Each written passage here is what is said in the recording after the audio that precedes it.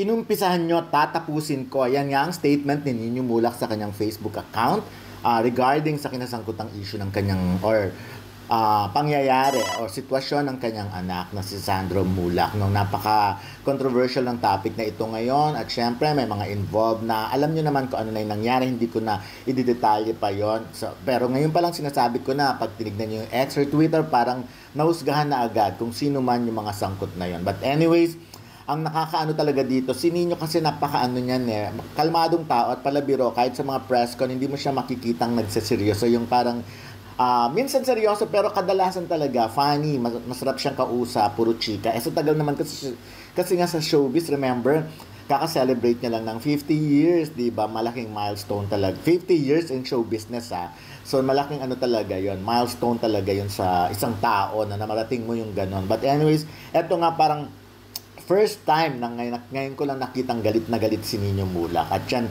para mag-post siya ng ganyan, nakita nyo naman kanina, yung inumpisahan nyo, tatapusin ko. In bold letter talaga na black background. But anyways, talagang ngayon pa lang makikita mo kung gaano karami ng support. Talagang libo-libo agad sa Facebook pa lang, libo-libo ng suporta ang mababasa nyo. At todo, ano talaga sila, push kay Nino na ituloy ang kaso, itulak ang kaso. At babasahin ko isa-isa yung mga kung ano man yung nakikita natin. Sabi ni Direct Tityo, anong pwede kong maitulong, Brad? Nandito lang ako. So sabi ng isa ni Tony, praying, hoping that justice will prevail. Sir Nino, yan makikita nyo naman. Si Jeffrey Tam, walang are-areglo, ikulong niya mga, yun na nga, si Jeffrey ay isa rin komedyante, diba? Ito sabi ni Yellen, let them pay for it. Angela Mulak or Talesa, we will fight for justice. Sabi ni isa, huwag mo silang tigilan please, walang kapatawaran ang ginawa nila. We are with you, Nino. Ito pa, sending my full support and praying for justice. Sabi ni si Candy Cortez, kilala ng prayers on in. Michael Ross Canlas, eto, Claire Ang, Laban Boss on in, we are praying for you and we will always support you. Praying for justice, karamihan talaga yun ang sinisigaw. Justice will prevail. Dapat makulong yung mga yan. Andito lang kami, tapusin natin yan. Managot ang dapat managot, pati kung sino ang poprotekta yan. Praise for you and your family. Praying for you with your family. Praying for justice. Justice for your son. My prayers for the whole family. Dapat managot.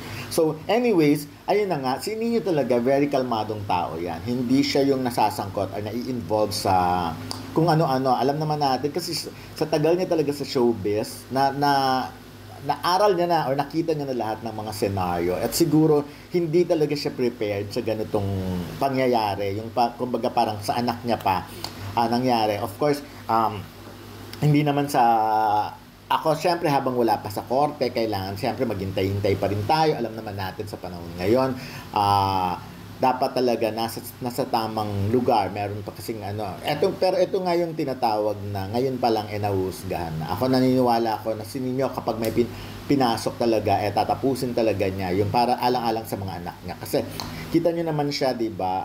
Ako kasi pag nakikita ko sa mga events si Nino at nakikipagkwentuhan sa amin, lagi niya talagang super proud siya sa mga anak niya. Talaga niyang ini-introduce from Sandro to Alonso. Between Alonso and Sandro, kasi mas mahiyaan si Sandro in person. Si Alonso kasi dahil artista nga, child actor na parang Nino Mulak noon pa man. So bata pa lang siya na interview na namin.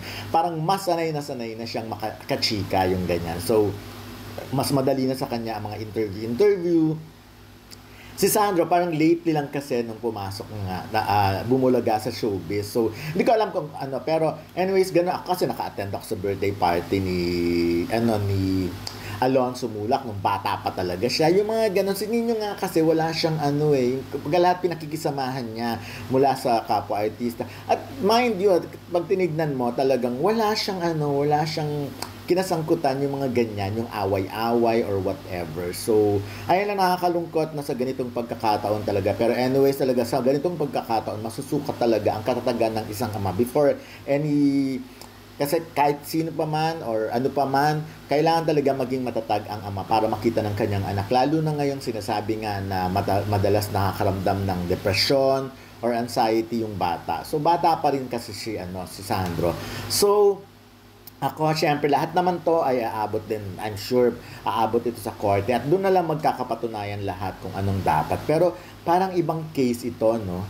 Ibang scenario ito. Usually kasi tayo dito sa Pilipinas, sanay tayo na may mga nababalitaan tayo tungkol sa mga sa mga babae na ganito. Pero sa lalaki madalang eh. So parang ito yung isa sa mga pinakamaingay na topic na involve ang isang lalaki.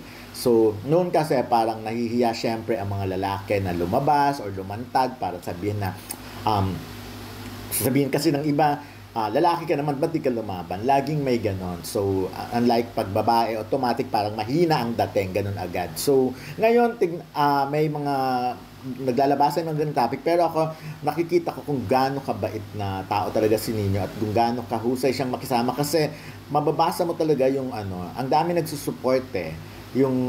Minsan kasi may mga tao na huhusgahan agad yung ganito or ganyan. Pero kay Nino talaga, tinutulungan, gusto siyang tulungan, pinagdadasal siya, pinagdadasal ng pamilya, pinagdadasal ng anak